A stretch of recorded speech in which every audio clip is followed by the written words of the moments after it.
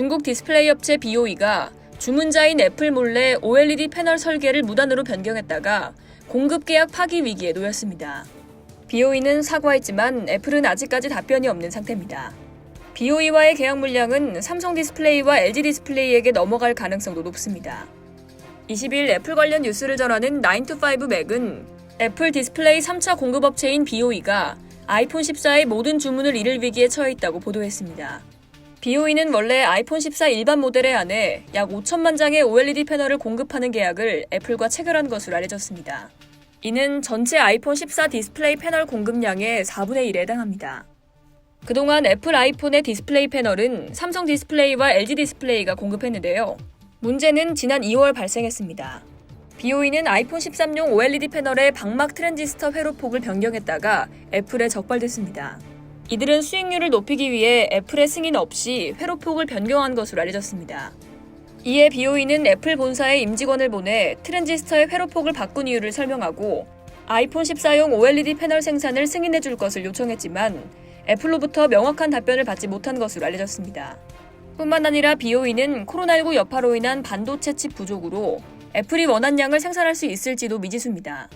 여기에 더해 BOE는 애플의 꼼꼼한 품질 관리를 통과하지 못해 낮은 생산 수율을 기록하고 있죠. 가장 앞선 OLED 제조 능력을 갖춘 삼성 디스플레이도 아이폰 디스플레이 수율이 60%에 그친 적이 있을 정도입니다. BOE는 그동안 애플의 품질 테스트를 통과하지 못하다가 2020년 아이폰 12의 교체용 디스플레이 공급을 맡으며 애플의 신뢰도를 쌓았고 이후 2021년 신제품인 아이폰 13 일반 모델에 일부 패널을 공급했습니다. 애플은 부품회사 한 곳이 납품을 독점하도록 하지 않고 공급망을 다양하게 합니다. 니온게이자의 신문은 BOE의 합류로 한국 기업들의 OLED 과점 체제가 무너졌다고 평가했죠. 대만 정보기술 매체 디지타임즈 역시 삼성 디스플레이, LG 디스플레이와 중국 BOE 간 싸움을 붙여 애플이 가격 협상력을 쥐려고 한다고 설명했습니다. 하지만 BOE의 무단 설계 변경으로 애플은 계획을 다시 세워야 할 것으로 보입니다.